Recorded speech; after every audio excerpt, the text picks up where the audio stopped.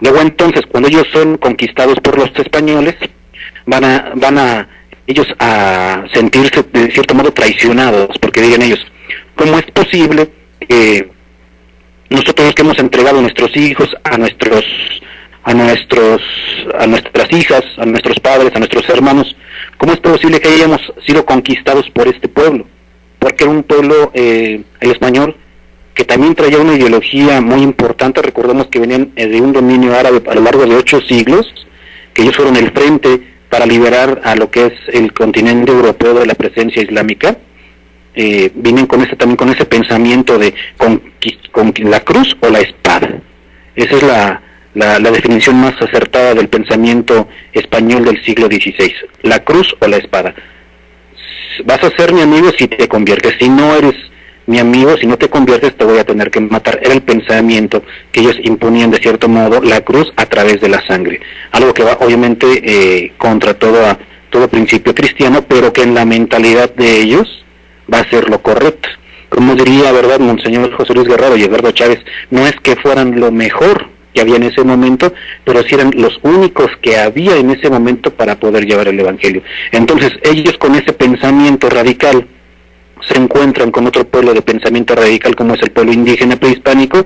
Cuando tienen ese choque, cuando se confrontan, obviamente va a venir una guerra completamente horrible, una guerra que va a acabar no solamente con la materia de los indígenas, no solamente con su mundo material, sino sobre todo con el espiritual, que es a lo que yo quería llegar ahorita. Entonces, cuando ellos entienden que ya son dominados por los españoles, dirían, Dios nos traicionó. ¿Cómo es posible que nosotros hayamos entregado a nuestros hijos y haya dejado que estos señores nos hayan vencido, que estos señores nos hayan dominado? Cuando ellos entienden eso, van a decir, Ometeotl, Dios nos traicionó. Y entonces ellos se preguntan, bueno, sacrificábamos gente para que el ciclo de la vida pudiera continuar, pero entonces pensarían ellos, ¿cómo es posible que ya no hacemos sacrificios humanos y el sol sigue saliendo, la lluvia sigue cayendo, el maíz sigue produciéndose? Ellos pensarían, entonces, ¿qué fue de todos esos antepasados? ¿Qué fue de toda esa sangre, de todos nuestros hermanos antepasados? ¿Qué fue de ellos? ¿A dónde los mandamos? ¿Qué hicimos con ellos? ¿Qué pasó con su sangre? ¿Qué pasó con sus corazones? ¿Qué pasó con sus vidas? Si el ciclo de la vida, aunque ya no hemos sacrificado gente, lo hacían pero a muy menor nivel, a escondidas, aunque ya no sacrificamos gente como antes, el ciclo de la vida continúa. Para ellos, esto es un gran choque. Para ellos es un gran problema, ya que en esos momentos, ¿verdad?, viene un conflicto espiritual, psicológico muy importante, que para desgracia de nuestro pueblo mexicano, pues todavía hay unas secuelas de ese momento catastrófico. Entonces viene una depresión muy grande, viene una depresión en la cual los indígenas se empiezan a tirar al alcoholismo, se empiezan a tirar a la fornicación, ya no ven el respeto a sus propias raíces, ya no se maneja tanto el respeto a los ancianos, sino que sienten que su vida ya no tiene ningún sentido. Todo se ha venido para abajo, todo el mundo que ellos conocían se está derrumbando, su raíz se estaba muriendo. Este concepto de raíz es muy importante para el indígena, porque la raíz para el indígena del siglo XVI es sinónimo de verdad. No puede haber una verdad sin una raíz. Por eso es que ellos eran muy veneradores de sus padres, de sus ancianos, de sus antepasados, porque ellos habían forjado la nación para hacer lo que ellos eran en ese momento. Un consejo que ellos daban a sus propios jóvenes es, si tú quieres vivir, si tú quieres tener una larga vida llena de bendiciones, nunca debes de cortar tu raíz, porque aunque tú seas joven y seas hermoso, si tú cortas tu raíz, estás condenado a morir. O sea, tú como joven no puedes patear el pesebre, no puedes maltratar a tus padres, no puedes maltratar a tus abuelos, a tus antepasados, porque ellos han formado lo que tú eres el día de hoy. Y es un consejo que pienso yo, el día de hoy todos deberíamos de tomar, ¿no? Es un concepto muy, muy válido hasta estos días. Entonces, esa raíz, ese pasado se está muriendo, esa sociedad se está acabando, y llegó a tal grado de desesperación en la vida de los indígenas, que las mujeres que habían sido muchas de ellas violadas y estaban embarazadas de los españoles, tomaban un cuchillo, ¿verdad?, y se lo enterraban en el vientre, matando al bebé y muriendo ellas mismas. Preferían muchas veces eso que tener el hijo de un teule, como le dirían ellos. Obviamente morían ellas. Afortunadamente la mayoría de esas mujeres no llegaban a tal grado, ¿verdad?, de desesperación, pero tenían a sus hijos, y a sus hijos los abandonaban para que se murieran de hambre, para que se murieran de frío, de calor, de sed, para que se los comieran los perros, para que se los comieran los coyotes.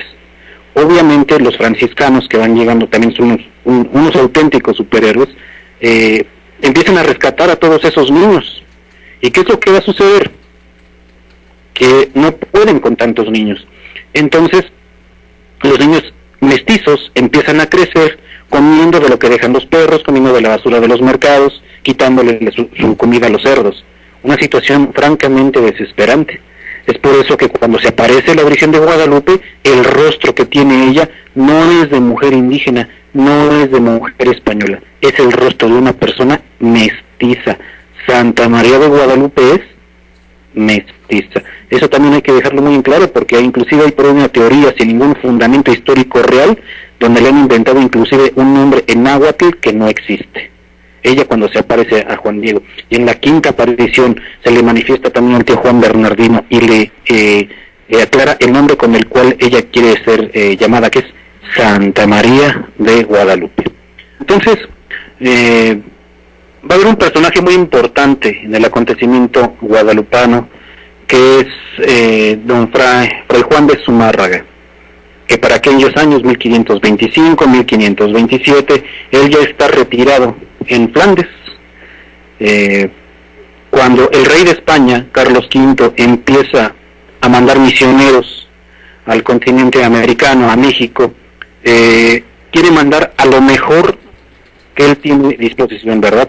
Recordemos que en aquella época los reyes, en este caso los reyes católicos, podían poner algún obispo, podían mandar a los misioneros. Era un derecho que les daba el mismo Papa, porque muchas veces ellos tenían que esperar la respuesta del Papa, pero el Papa, confiando que ellos eran católicos y que conocían a todos los obispos, conocían a todos, aquí no. Entonces este derecho lo va a utilizar el rey de España, Carlos V, y va a mandar a Fray Juan de Zumárraga, una persona que ya vivía en el retiro. Él ya se imaginaba, ¿verdad?, vivir los restos de sus días en tranquilidad, en paz, pero tiene un llamado para la Ciudad de México.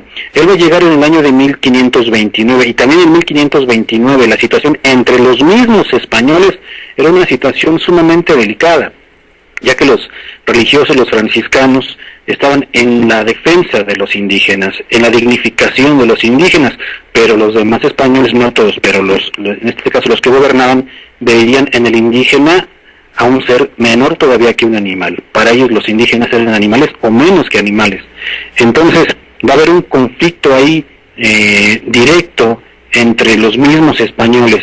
Cuando Fray Juan de Zumárraga tiene que mandarle cartas al rey de España para ponerle al tanto de la situación que se vivía en México en esos momentos, esas cartas son interceptadas y nunca van a llegar al rey. Entonces Fray Juan de Zumárraga tiene que mandar una carta al rey de España en 1529, donde él le dice: si Dios no interviene directamente de su mano, esto está que se pierde. ¿Qué es lo que le está diciendo el rey de España, Fray Juan de Zumárraga, al rey de España? Le está diciendo: señor rey, aunque usted venga aquí con toda su corte, aunque venga aquí con todo el ejército, usted no va a poder hacer nada, porque los indígenas no se están dejando ayudar. Y aparte, diría Fray Juan de Zumárraga líneas después, ellos no se han dado cuenta, pero el día que ellos reaccionen van a acabar con todos nosotros. Los mismos franciscanos temían por sus vidas, porque sabían que lo que estaba pasando en ese momento era una bomba de tiempo que estaba a punto de reventar.